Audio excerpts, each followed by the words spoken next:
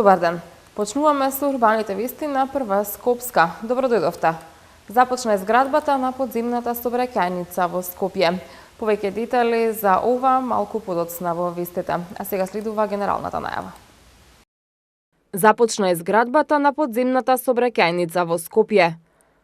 Намалени средства за реализација на проекти во повеќе области во градот. Газибава добива патека за биатлон за возење со ски-ролери.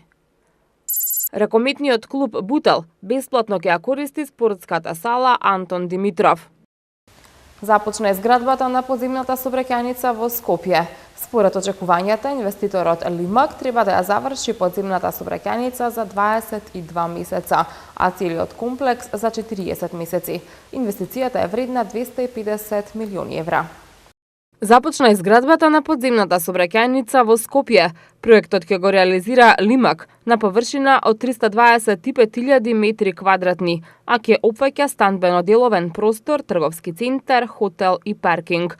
Под комплексот ќе се премести сегашниот булевар Македонија во должина од 800 метри со 6 ленти и кој ќе го скрати времето за патување од Карпоши центар кон аеродром и Кисела вода. Инвеститорот ветува градба со високи стандарди во кој автентично ќе се вклопи музеот на град Скопје. Лимак треба да ја заврши подземната сообраќајница за 22 месеца, а целиот комплекс за 40 месеци. Градоначалникот Петре Шилегов денеска истакна дека со овој проект, кој кога ја презел функцијата градоначалник бил во подготвителна фаза, се ревитализира овој дел од градот. Тој се заблагодари на претходната администрација за добрата идеја. Инвестицијата е вредна 250 милиони евра. Намалувањето на буџетот на град Скопје за 2018 година се однесува за проекти од повеќе области. Буџетот се намалува за 346 милиони денари, а се крати најмногу во делот на комуналната инфраструктура. За 346 милиони денари, односно за 5,46%, се намалува буџетот на град Скопје за 2018 година. Советниците денеска ја усвоија точката на предлогот за изменување на буџетот со кој се предвидува рационализација на трошењето на буџетските средства. Намалувањето се врши во основниот буџет, додека во буџетот на донации се зголемуваат средствата за 1,24%.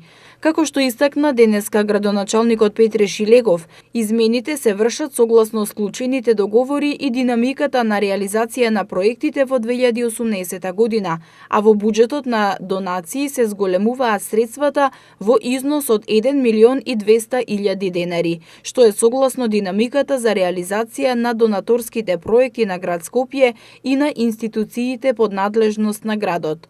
Буџетот на кредити, буџетот на самофинансирачки активности и буџетот на дотации остануваат во непроменет износ. Најголемите промени, како што всушност можете и да видите, се во средствата кои што се однесуваат на секторот за планирање и уредување на градешно земјиште, каде што намалувањето изнесува 226 милиони и 820.000 денари.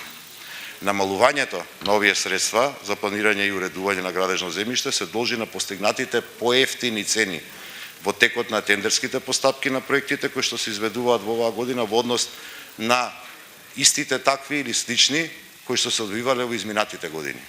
Например, булеварот Христијан Тодоровски Карпош, чија тендерска постапка за првата фаза е завршена во 2016 година, постигнал значително повисока цена по километар по однос на втората фаза, чија тендерска постапка заврши оваа година. Втората фаза за истиот овој булевар во текот на тендерската постапка постигнува цена по километар која што е за 21,85% поевтина од онаа која што била постигната во 2016 година. Во ребалансот исто така ќе може да забележите дека се тргнати и средства за определени проекти, што не значи дека градот се откажува од нив. Туку дека овие средства се префрлаат или ќе бидат префрлени во буџетот за наредната буџетска година, а проектите или дел од нив остануваат во приоритетите мој како градоначалник и на оваа градска администрација.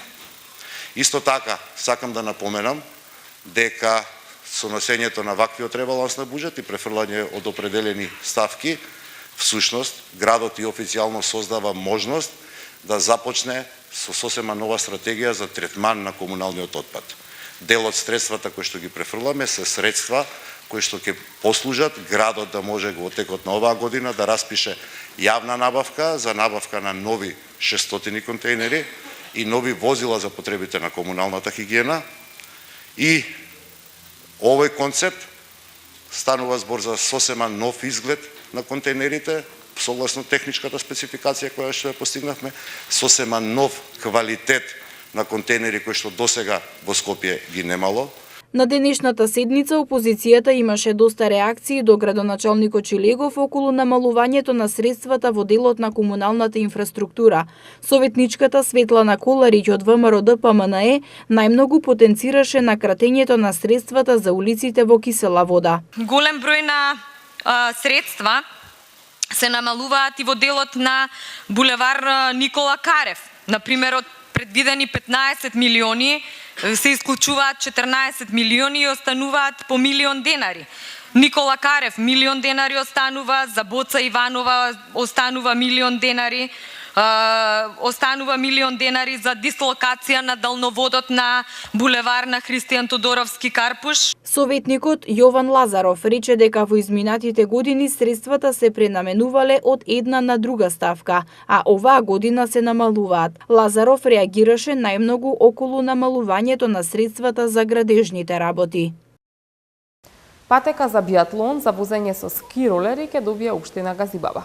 Патеката се наоѓа кај спортско-рекреативниот дел на стрелиштето во Камник и ќе биде во должина од 150 метри. Оваа патека е единствена во Газибаба и во Македонија. Општина Газибаба добива патека за биатлон за возење со ски ролери во должина од 150 метри, која се наоѓа веднаш по тунелот во Камник и директно се поврзува со спортско-рекреативниот дел на самото стрелиште.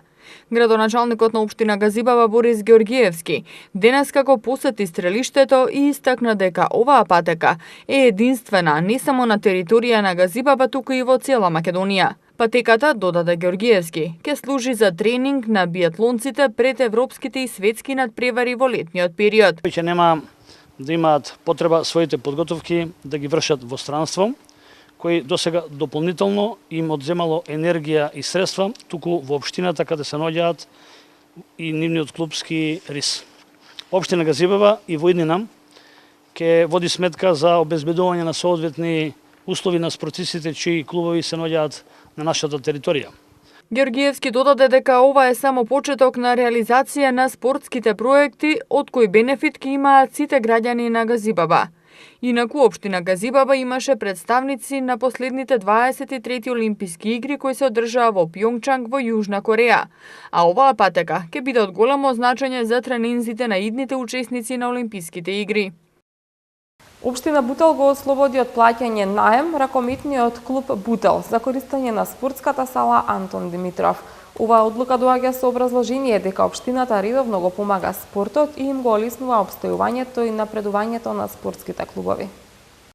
Советот на општина Бутел денеска одржа редовна седница, на која се дискутираше за предлог тарифникот за утврдување на висината на надоместокот за користење на спортските објекти, предлог правилникот за начинот за нивно користење и предлогот за ослободување од надоместокот за користење на салата Антон Димитров на ракометниот клуб Бутел, кој се надпреварува во сениорска конкуренција во Супер ракометната лига на Македонија.